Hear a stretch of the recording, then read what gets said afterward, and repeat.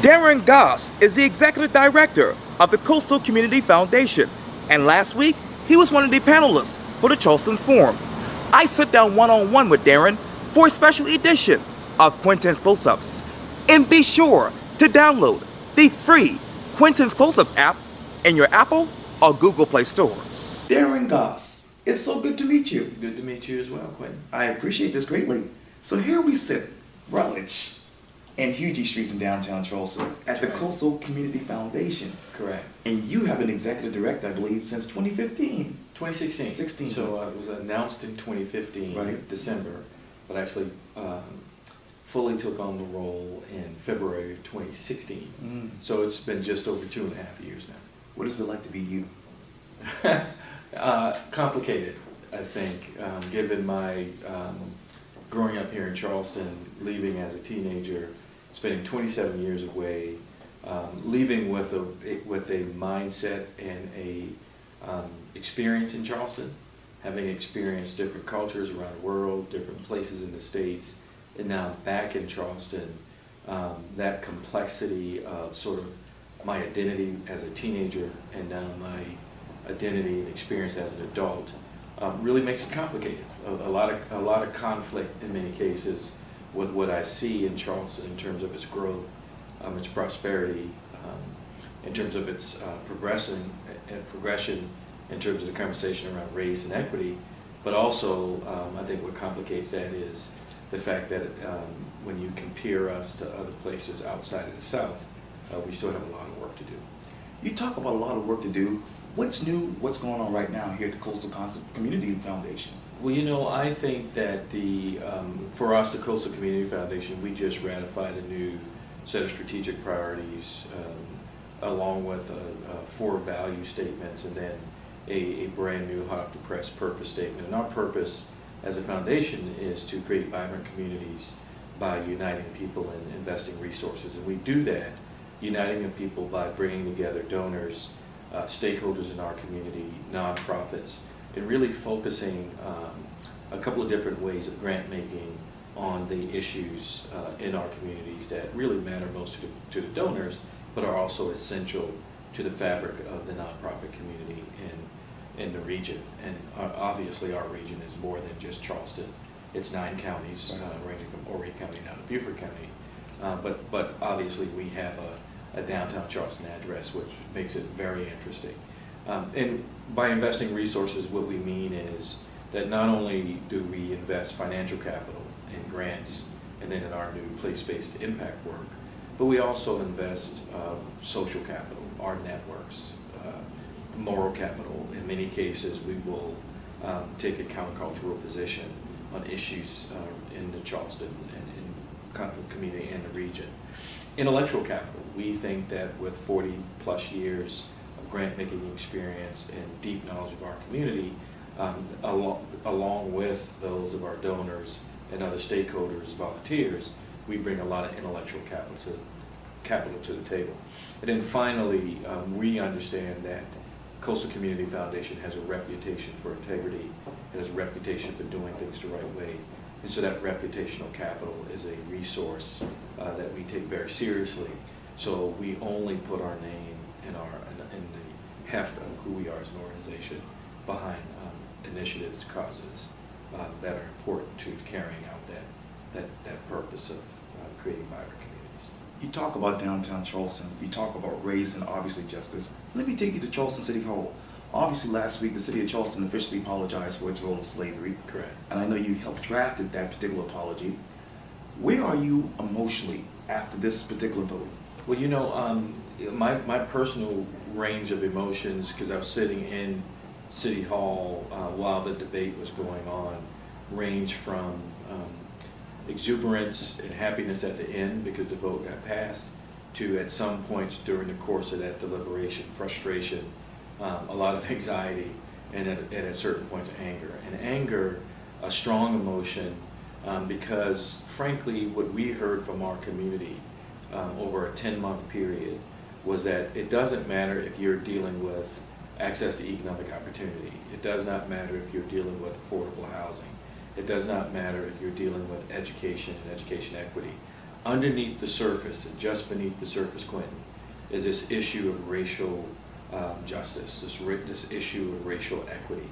And we fundamentally believe that we have to be bold and courageous in addressing the issues of racial equity and social justice. If we're going to make the kind of systemic progress that we're attempting to make through our grant making, then we have to address these underlying issues that in many cases keep people apart from having the deep discussions that lead to deep investments that are equitable. If you don't think that there's a problem that's an unfair and an unjust problem, then you will not do the things that are necessary to correct those things. And so for us, real equity really deals with that. It deals with these underlying structural issues and understanding that in order for us to really move forward, we have to both confess, we have to absolutely understand, and then we have to make positive investments in the structural challenges that persist. Most of those persist because of the vestiges of slavery. And so for Charleston and the City Council, 7-5, to have affirmed and ratified that resolution is huge for Charleston because it is a step in the healing process. Some people will minimize it as symbolic, a waste of time.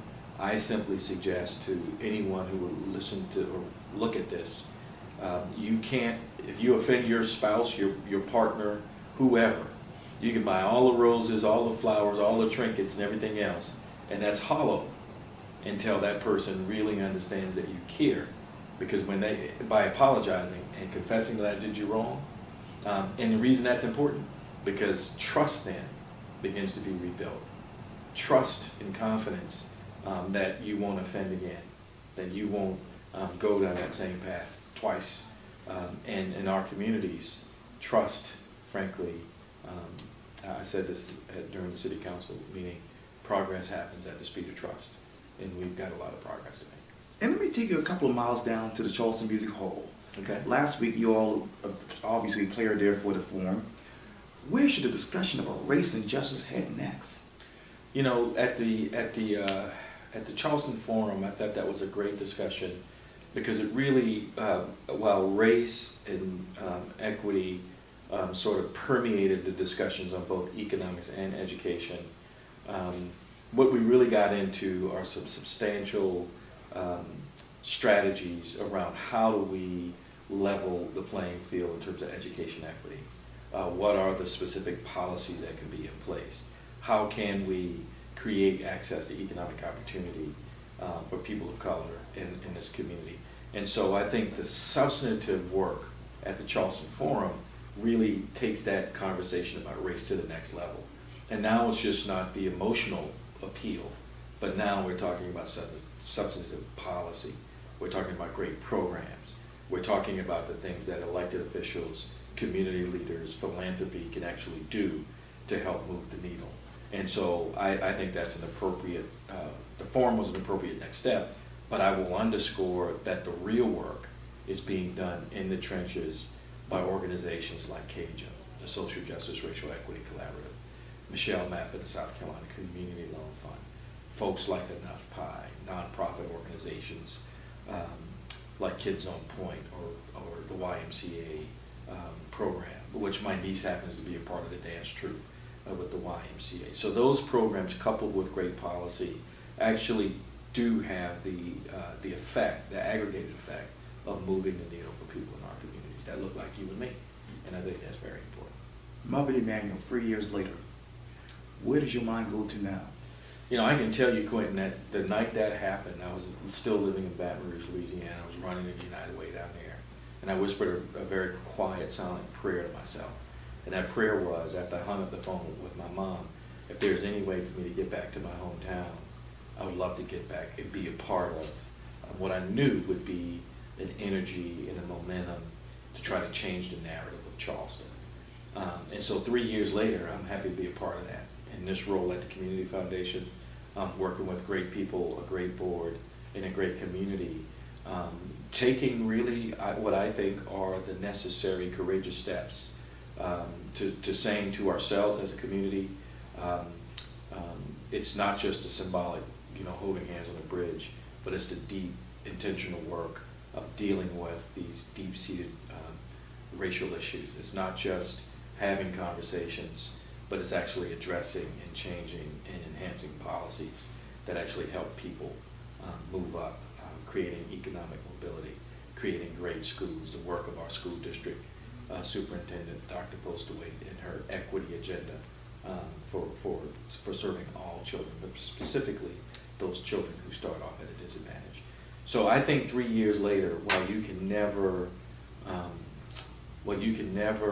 quantify the tremendous loss that those families experienced at the hands of this white supremacist, you can absolutely quantify that those lives have not been in vain, that they weren't wasted, that the work that we see happening in our community, while long overdue, and in many cases delayed centuries, you cannot deny the palpable experience that we're having in our community, having, I think, the right communications at the right time, conversations at the right time, and backing that up with substantial work and investment. So I'm very proud to be a part of our community, very proud to be a part of this work, and I can guarantee you wouldn't want to be anywhere else in the world right now than Charleston, South Carolina. And obviously, you talk about being a community leader, and obviously you're the executive director of the Coastal Community Foundation here. But when you strip all of that away, who is Darrin Goss at the end of the day? Darrin Goss is, I guess the best way to say it, if it was in the 80s, a homeboy. If in the 90s, I'd probably be somebody who was down. In this next generation, I might be, but considered by my young nieces, somebody who walks and operates with a lot of swag, understanding exactly who I am as an African American male, being blessed to do the work that I do, very committed to family, very committed to community. But I think people will realize when they meet me, I do it my way. I've always been sort of serious. I've always had high expectations for myself and others. That's not lost on high expectations I have for the Coastal Community Foundation, for our donors, for our board members, and especially for our staff. I think we are in a position of privilege, and it's not a right to provide this kind of community leadership. It's a privilege to do so. And so I wake up every day feeling very blessed to be in a position to lead in a way that I believe God's allowed me to lead in this season. So, I love golf. I love to read. I'm a big sports fanatic. Every fall, you'll hear me root for the Walker Terriers, as well as the Pittsburgh Steelers. Big Steelers fan. I take the trip up to the mecca of professional football, that is the Three Rivers in Heinz Field. Right. And so I'm just trying to enjoy life, have a little balance with the things that we do, because the work that we do here. So it's powerful, but sometimes it can be a little bit challenging because you see such disparity. And so because of that, I try to work really hard, but then I try to take time off and play equally as hard. So that's who Darrin Goss is. I'm pretty simple. Pretty simple. What you see is what you get. I'm not bashful about the fact that if I'm outside, I need to wear a hat because I'll get a sunburn. I'm just rambling now. I'm very cold, so I live life at 80 degrees, and I love it. Yes. It's good to be back home in Charleston because of that. That's so amazing. Well, Darrin Goss, thank you so much for your time. I really, really appreciate this. Thank you. Thank you, Mike. I appreciate it.